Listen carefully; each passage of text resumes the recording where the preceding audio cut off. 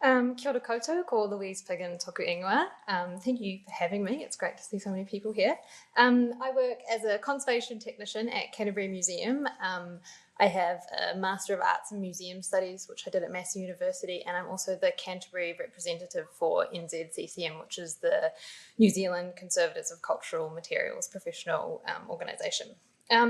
So conservation's main goal is preserving cultural material for future generations and ensuring those kind of special qualities, tangible and intangible, are cared for and kind of last for future generations. We focus on minimising or slowing down the deterioration that comes with age, whether that's through preventative or more remedial action. So my pathway to a career in heritage, and specifically in conservation, was a little bit different because I didn't undergo conservation-specific training. Normally, to be a conservator, you need to have a master's, and that course isn't offered in New Zealand. So people will go over to Australia, or they might go further afield. They might go to the UK or to North America. Those are the kind of more traditional pathways to becoming a conservator, and they'll cover chemistry and social sciences to kind of give you quite a holistic view of caring for things. So my background was a little different. I knew that I was interested in working in museums from kind of a young age. I'll keep going.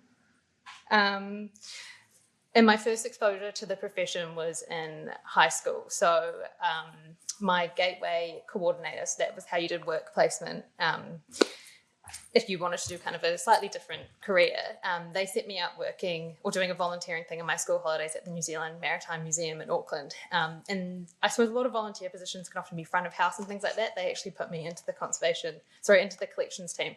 And that was a really good way to actually see if what I imagined the job was like, to see what it was actually like. And I decided that I did like it. So then I decided to go to university. I did a Bachelor of Arts at the University of Auckland. I kept up my volunteering, switching from the Maritime Museum to the Navy Museum, because that's where my contact had moved jobs to. So then I got experience in a second place. And then I decided to do postgraduate study at Massey University. So I did a postgraduate diploma in museum studies, which was really good because it was via distance. So it meant that I could work full time, keep up, earning money and things like that. But it meant that I could, gain the qualification without having to move cities or anything. And Massey University was great because they also set me up with a summer internship at the Chatham Islands Museum. So I got to go for 3 weeks to the Chatham Islands, see their brand new museum, which hadn't actually opened yet, and spend a lot of time with locals and understand how they wanted to interpret their stories. And that was really fantastic, just to see kind of how a smaller museum worked. And then, as I think how the heritage sector goes, you often can't necessarily get a job where you live. So I got a job. I saw there was a job down in Christchurch at Canterbury Museum. That was 3 years ago. So I moved down and started off as a cataloguing technician in a fixed-term role, as that often is. And then I got to move internally into the conservation team. And so now I've been able to learn a lot of those really key skills on the job. Sadly, I had some really cool photos, which we can't see. But day to day, everything is really different. And that's what I love about it. And we do a lot of collaborative work. My role really focuses on supporting our two conservators and the way that they assess objects. Curators will want to pop something on display, so we'll need to do assessments like whether or not it's safe to go under a certain degree of light, how long it can be on display, because we're really focusing on promoting as much access to things as possible, but without kind of speeding up that deterioration. So making sure that as many people can see this over the course of this object's or piece of taonga's life. We do things like light tracking, hazard identification, specialist cleaning. It's often really important to clean things so that they look great for display, but not cleaning too much, so not taking away that, there might be dirt or a mark or something on it that actually is really important to that object's story. So you don't want to remove that for the sake of having it look all shiny and new.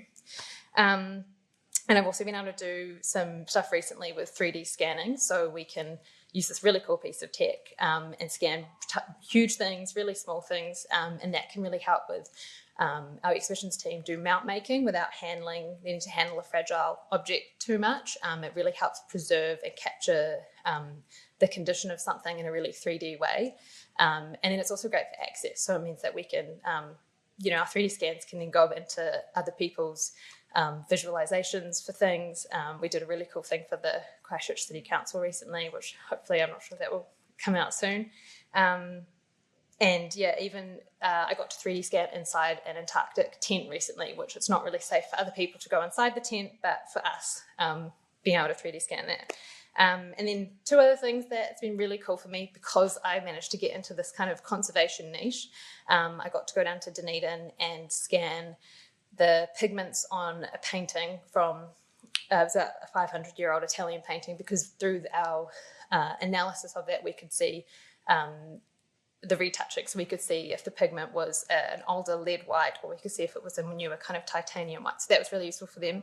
And then also earlier this year in January, I got selected by the Antarctic Heritage Trust to go down with them to Antarctica, to the Ross Sea, and visit all of the historic cuts that they've been doing a really large-scale conservation program on, which I'm sad that the pictures aren't up. But that was incredible, and I was able to have that experience because of getting into conservation, because it's kind of this smaller niche.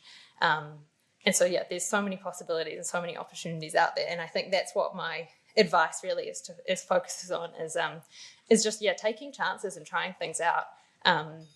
Going and doing volunteering really made it clear to me that was what I wanted to do. I think you kind of have this idea in your head, and then you might go and get your first full-time job, and you've trained to do that, and then you get there and you might realise it's actually not what you thought it would be. So that's kind of my key thing, is, yeah, take chances, reach out to people, ask if you can come in and visit what they do, if you can shadow them, if they can be your mentor, if you can volunteer, because the worst they can do is say no. Yeah, thank you very much.